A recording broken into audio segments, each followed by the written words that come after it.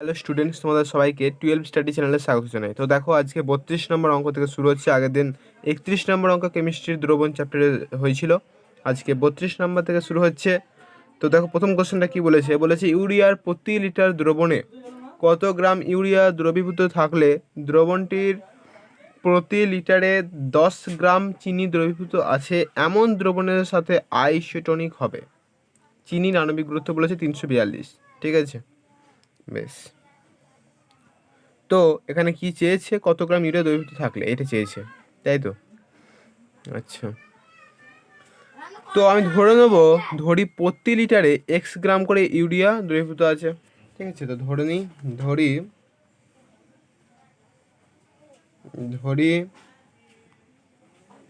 প্রতি লিটারে এক্স গ্রাম ইউরিয়া দ্রবীভূত আছে। দ্রবণের মোলারিটি হচ্ছে C1 দিয়ে লিখবো। দ্রবণের মোলারিটি C1 দিয়ে লেখা হবে।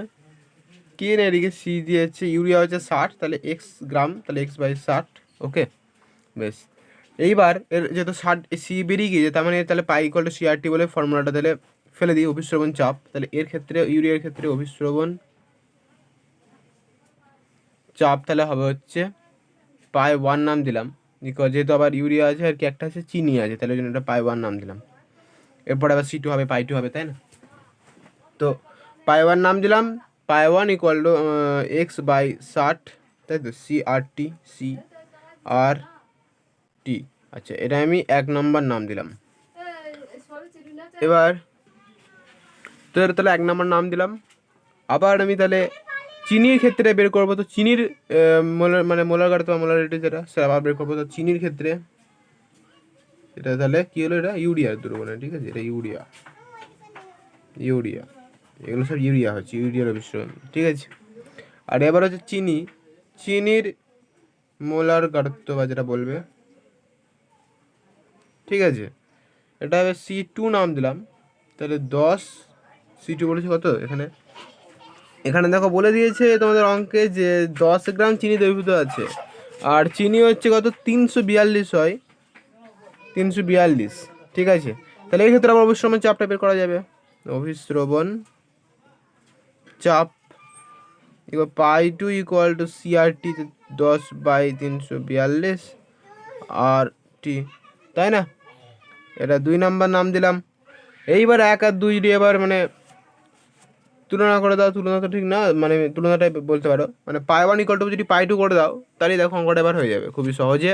দেখে নাও, π1 এখন এখানে কি বলেছে, যেহেতু দ্রবণ দুটো আইসোটোনিক, ঠিক আছে, তো এখানে তোমরা লিখে দাও যে দ্রবণ দুটি আইসোটোনিক।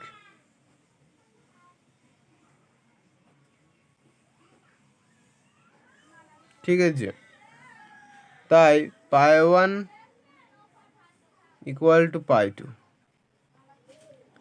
π1 হচ্ছে x/60,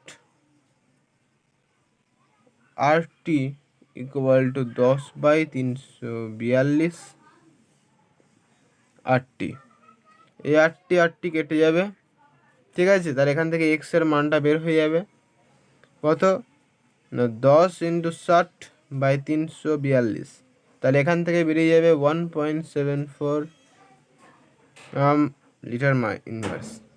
ঠিক আছে, তো দেখো এখানে তোমাদের 32 নম্বর অঙ্কের অ্যান্সারটা করা হলো। দেখো কতটা সহজ অঙ্ক ছিল 32 নম্বর অঙ্কটা। ঠিক আছে, বেশ। তো দেখা যাচ্ছে নেক্সট 33 নম্বর অঙ্ক। কি বলেছে 33 নম্বর অঙ্কটা, ইউরিয়ার একটি দ্রবণ 3% W/V গ্লুকোজ C6H12 বসিবেনের সংকেতটা দিয়েছে, দ্রবণের সঙ্গে আইসোটোনিক। বেশ, দ্রবণের সঙ্গে আইসোটোনিক, বেশ, আইসোটোনিক। ঠিক আছে, তারপর ইউরিয়া দ্রবণের গাঢ়ত্ব কত, তো আমি ধরে নিচ্ছি ইউরিয়া দ্রবণের গাঢ়ত্ব এক্স গ্রাম লিটার ইনভার্স, ঠিক আছে? আমি ধরে নিচ্ছি, ধরি ইউরিয়া দ্রবণের গাঢ়ত্ব এক্স গ্রাম লিটার ইনভার্স। দ্রবণের তাহলে মোলারিটিটা বেরিয়ে যাবে, তাই না? দ্রবণের মোলারিটি সিটা বেরিয়ে যাবে, C1 হচ্ছে কত, এক্স বাই ইউরিয়া 60, ঠিক আছে? আবার এই ক্ষেত্রে অভিস্রবণ চাপটা বের করব। অভিস্রবণ চাপ সবই একই অঙ্ক, এর ক্ষেত্রেও তাহলে পাই 1 ইকুয়াল টু CRT, তাহলে এক্স বাই 60 RT, এটা 1 নাম্বার নাম দিলাম। আর 3% গ্লুকোজ দ্রবণের মোলারিটি, তাই তো? 3% গ্লুকোজ দ্রবণের মোলারিটি, কারণ এখানে বলে দিয়েছি দেখো 3% গ্লুকোজ দ্রবণ, 3% গ্লুকোজ দ্রবণের মোলারিটি, ঠিক আছে? এটা হচ্ছে C2 হচ্ছে 3% মানে 3%, তাই তো? তার 3/100, ঠিক আছে, ইন্টু 1000, এদিকে আর এদিকে কত হবে, গ্লুকোজ বলেছে, তাহলে 180, তাই না? বেশ, মানে একবারে আমি করে দিচ্ছি যে 1000 দিয়ে ইয়ে করে, যে এত গ্রামে এত, তাহলে 1000 তাহলে কত, ঠিক আছে? এরকম করে দিচ্ছি। তাহলে C2 তাহলে বেরিয়ে যাবে এখান থেকে 1/6 মল লিটার ইনভার্স। তাহলে এখান থেকে আবার আমরা অভিস্রবণ চাপটা বের করতে পারবো। তাহলে অভিস্রবণ চাপ পাই2 ইকুয়াল টু 1/6 RT, এটা 2 নম্বর নাম দিলাম। এইবার আবার বলেছে আইসোটনিক, তাহলে পাই1 ইকুয়াল টু পাই2 করলেই বেরিয়ে যাবে। তো আবার লিখবো, যেহেতু দ্রবণ দুটি আইসোটনিক, যেহেতু দ্রবণ দুটি আইসোটনিক, দ্রবণ দুটি আইসোটনিক, আইসোটনিক, দ্রবণ দুটি আইসোটনিক, ঠিক আছে? যেহেতু দ্রবণ দুটি আইসোটনিক, তাই পাই1 ইকুয়াল টু পাই2, ওকে? তো পাই1 এর মানটা বলেছে এক্স বাই 60 RT, আর পাই2 এর মানটা বলেছে 1/6 RT, ঠিক আছে? তো এই RT কেটে যাবে, তাহলে এখান থেকে এক্স এর মানটা পড়ে থাকবে, হবে 60/6, তাহলে 10, তাহলে এখানে ইউরিয়া দ্রবণের গাঢ়ত্ব কত হয়ে যাবে না 10 গ্রাম লিটার ইনভার্স। বুঝতে পারলে কতটা সহজ অঙ্ক ছিল এটাও? ভালো করে দেখে নাও, 33 নম্বর অঙ্কটা কত সহজ অঙ্ক ছিল। বেশ, নেক্সট 34 নম্বর অঙ্ক। যদি কোথাও ডাউট হয় বুঝতে, তো কমেন্ট সেকশানে জানাও। 34 নম্বর কী বলেছে, 0.004 মোলার Na2SO4 দ্রবণ 0.01 মোলার গ্লুকোজ দ্রবণের সঙ্গে আইসোটনিক। বেশ, আইসোটনিক। আবার সে করতে হবে দ্রবণে Na2SO4 এর আয়নায়ন মাত্রা। আচ্ছা, আয়নায়ন মাত্রা নির্ণয় করতে বলছে। আয়নায়ন, আচ্ছা, আয়নায়ন মাত্রা আমার সঙ্গে তোমরা সূত্রটা কি জানো? আমি করে দিচ্ছি, আয়নায়ন মাত্রার সূত্র, আয়নায়ন মাত্রা, তাই তো? এই সূত্রটা হচ্ছে alpha equal to I-1 by N-1, alpha equal to I-1 by N-1, এই হলো আয়নের মাত্রার সূত্র। তো এখানে আইও জানা নেই, এনটা জানা আছে, 3 হবে, Na2SO4 আছে, বেশ, ঠিক আছে, 3। আয়টা জানা নেই, তাই তো? তো আয়টা কীভাবে জানতে হবে? তো আয়টা বের করতে হবে এই পাই/RT সূত্র এইসব ফেলে। তো করো, তাহলে কীভাবে করা যাবে না? তাহলে প্রথমে এখানে কি 0.04 মোলার Na2SO4 দ্রবণ বলেছে, তো বেশ, আর বলেছে 0.01 মোলার গ্লুকোজ দ্রবণ। বেশ, প্রথমে Na2SO4টা করি, তারপর গ্লুকোজটা করবো। তো 0.04 মোলার Na2SO4 দ্রবণের অভিস্রবণ চাপ, দ্রবণের অভিস্রবণ চাপ ইকুয়াল টু পাই1 দিয়ে লেখা হয় এটা, আই ইন্টু আই লিখবো, কারণ এখানে যেহেতু আই বের করতে হবে, তো এখানে আইটার জন্য আমি লিখলাম আই। আবার এখানে আয়নায়ন, আবার এখানে কী বলেছে, আইসোটনিকও বলেছে, ওর জন্য লিখলাম, ঠিক আছে? তো আই ইন্টু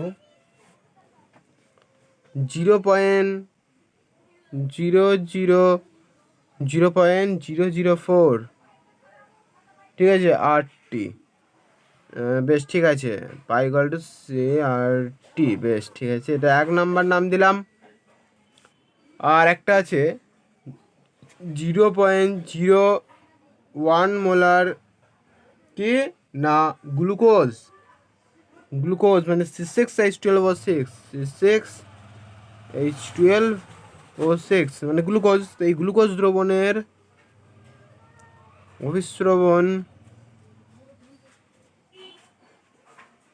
চাপ, আসলে এটা আমি একটু মানে এইভাবে Na2SO4 লিখেছিলাম, তো ওই জন্য আমি একবার সংকেত দিলাম, ঠিক আছে। Na2SO4 মানেটা কি, সোডিয়াম সালফেট। তো সোডিয়াম সালফেট যদি লিখতাম তাহলে আমি এখানেও আমি গ্লুকোজ লিখতাম, কিন্তু এখানে Na2SO4 সংকেত লিখেছি, ওই জন্য আমি এটাও গ্লুকোজের সংকেত C6H12O6 লিখে দিলাম, ঠিক আছে। তো অভিস্রবণ চাপ হচ্ছে কত, এর ক্ষেত্রে হচ্ছে π2 = 0.01 RT, এটা 2 নাম্বার। বেশ, এবার যেহেতু দ্রবণ দুটি আইসোটোনিক,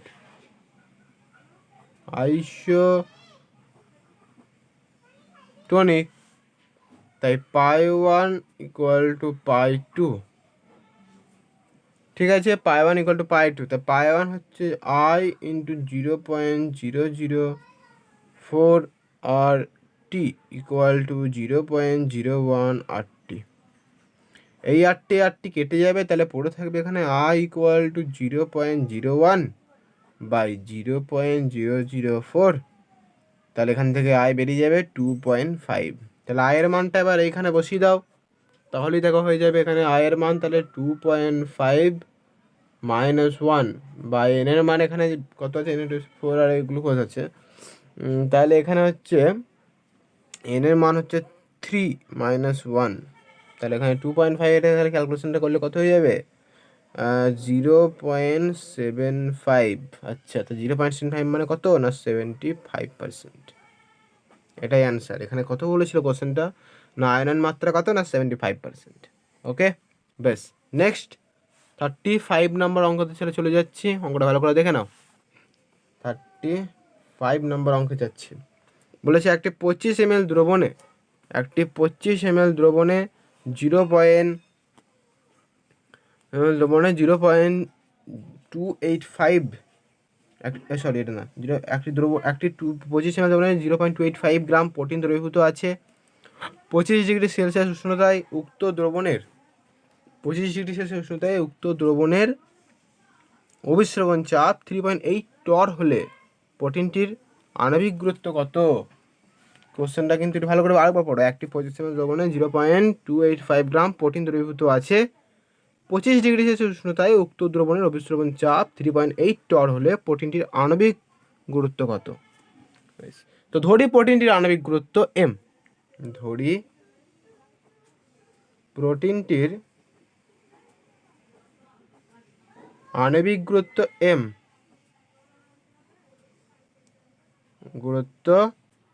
m, ঠিক আছে।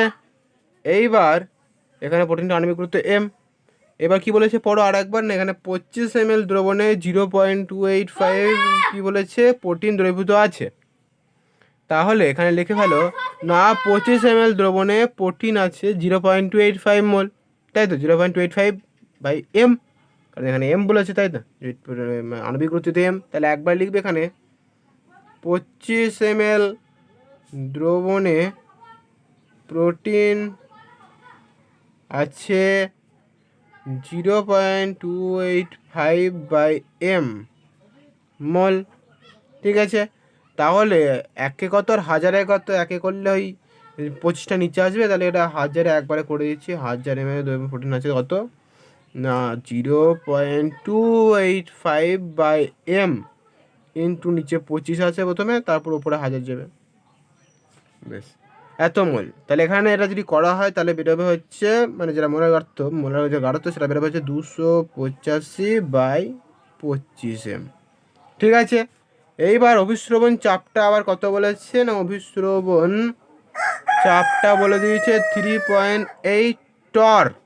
তাহলে টরটাকে এখানে 3.8/760 ATM আনতে হবে। তারপর আবার এখানে পাই ইকুয়াল টু CRT ফর্মুলাতে ফেললেই অঙ্কটা হয়ে যাবে। এক মিনিট, এখানে টেম্পারেচারটা কত বলেছে 273 + 25, তাহলে এখানে 298 হয়ে যাবে। তাহলে এখানে পায়ের মান তাহলে কত হয়ে যাবে 3.8/760 ইকুয়াল টু CRT মানে 285/25 ইন্টু 0.082 ইন্টু টি হচ্ছে 298। এখান থেকে নিশ্চয়ই তোমরা এম এর মানটা বের করতে পারবে। এম এর মান তোমরা এখানে ক্যালকুলেটারে ক্যালকুলেশনটা করবে, মানটা বেরিয়ে যাবে 55714.08। এটাই অ্যান্সার। ঠিক আছে, তো এত দুটি অঙ্ক থাকলো, দেখা হচ্ছে নেক্সট ভিডিওতে। ঠিক আছে, ততক্ষণ তোমরা ভালো থেকো। Thank you.